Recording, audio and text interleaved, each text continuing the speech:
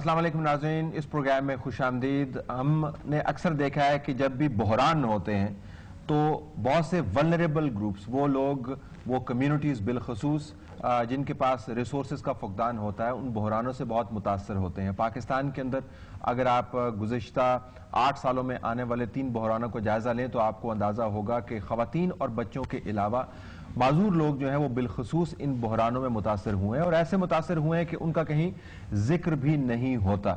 हमने 2005 में जल्जले में देखा, उसके बाद हमने देखा 2010 के अंदर जो सैलाब आया, और फिर 2011 का सैलाब जो अभी भी जारी है। इस प्रोग्राम के अंदर हम आपके सामने माजूर अफराद के हवाले से बात करेंगे, और पैनल हमारे पास बड़ा डिस्टिंग्विश्ड पैनल है। ये बहुत पढ़े लिखे लोग हैं, इनका ताल्लुक मुख्तलिफ ममालिक से है, पाकिस्तान की नुमाइंदगी भी कर रहे हैं, दुनिया भर से लोग यहाँ पर आए हुए। एक बड़ी कॉन्फ्रेंस थी जिसके अंदर से हमने ये प्रोग्राम निकाला।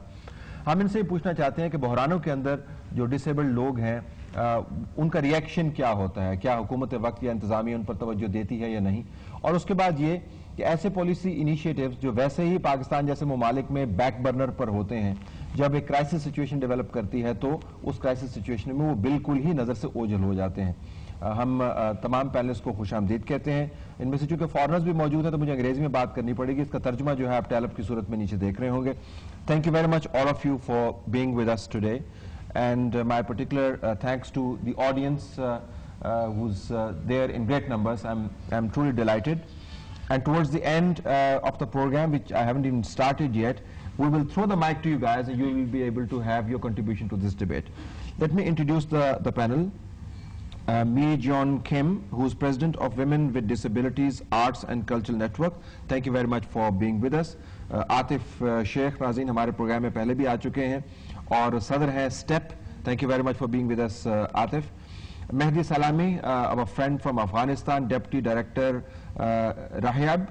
Thank you very much for coming to Pakistan and participating in this conference. And Kevin Caulfield, who's Project Coordinator, Alliance for Inclusive Education. Thank you very much for being with us, Kevin. Atif, let me start with you. Particularly in crisis situations, when the entire attention and resources of the state is deployed to do something for the communities that are visible, how do crises affect people with disabilities? Persons with disabilities are already affected, like in rural areas or less developed areas. They are living miserable lives. They don't have access to basic services of the life. They don't have accessibility. Particularly, I'm talking about developing countries, and in particular Pakistan. So after the disaster, the situation is more disastrous for them. They are the people who are most affected, and they are the people who are last rescued. Because in earthquake 2005 and even in the flood in 2010, we have observed that persons with disabilities were left behind, and people tried to save their households and cattle, because persons with disabilities are a burden on them to carry with them, and they have minimum access to the communication and information services. That's why they are not informed about the rescue or alarming situations or disaster preparedness. So they are the most affected people in any kind of disasters. Kim, your observation about people with disabilities, do they have special needs when it comes to crisis situation? And a crisis does not have to be a natural calamity. It could be a bad economic situation.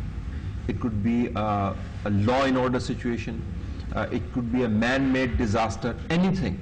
So what would be those particular needs of people with disabilities in crisis situation? Even some people thinking Korea is a development country, but still people with disabilities are poorest people in Korea. So economic program is the most dangerous for the person with disabilities. And the communication skill is not enough. For example, even we will develop internet access program, but there is no provide for the deaf person or a blind person. So like these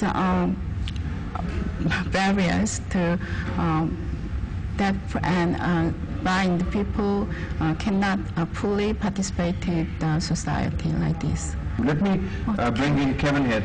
Kevin, normally in crisis situations or in extreme emergencies, the most vulnerable groups in terms of needs, not in terms of dependence, but in terms of needs, are the most talked about.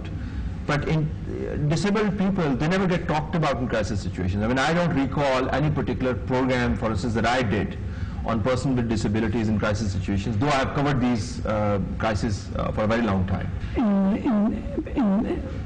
the warning systems, in the work that's done before in the emergency, we're often not provided with the information that we need.